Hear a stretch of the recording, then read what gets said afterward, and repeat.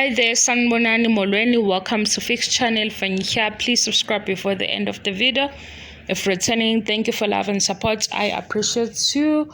Udaba DJ Sgqemeza bathi akakabuyisa usathulisiwe lana kubhale iDaily Sun. Nayazi iDaily Sun ibuye ibe nemkhuba engalungile. Inokuthatha izinto from social media mase beyayibhala beyipublishe la, uthola ukuthi kwesinye isikhathi abamtholanga lo bhekene nodaba uqinisekisa ukuthi kwenzakalani. Kodwa-ke ngithi nami ngiyahleba ngidlulisa indaba ebhalwe iDaily Sun. Bathi la DJ Sgqemeza Usamisiwe abawu-2 Ukhozi FM producers who were suspended have been rescheduled. Uvuka Africa Breakfast Show technical producer uMandla Njinji Magwaza and ubabheka Mthethwa i-content producer babuyile bona. Kodwa uSgqemeza kuthi usathulisiwe futhi usaseva i-punishment yakhe ekhaya, uzobuya ngo-20 June. Kubhale iDaily Sun yanamhlanje.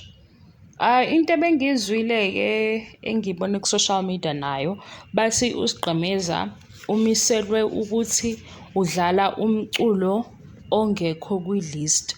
Shuthi bayatshela ukuthi udlala ziphi ingoma, into efana naleyo.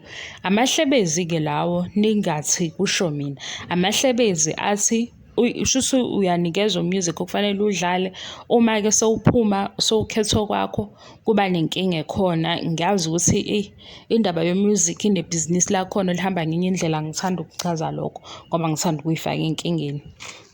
Laba abawu-2 bathi babuyile-ke bona. uSgqemeza uzobuya ngomhla ka-20 June.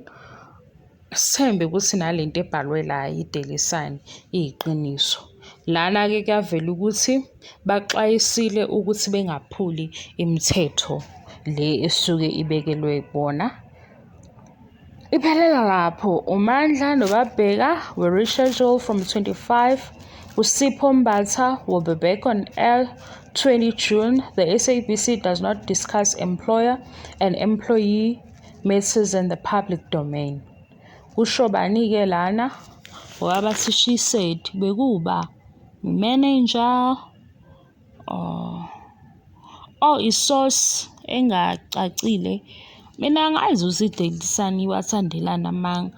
Makusho isource engafuni ukuyiveza bazelaphi ukuthi ushi.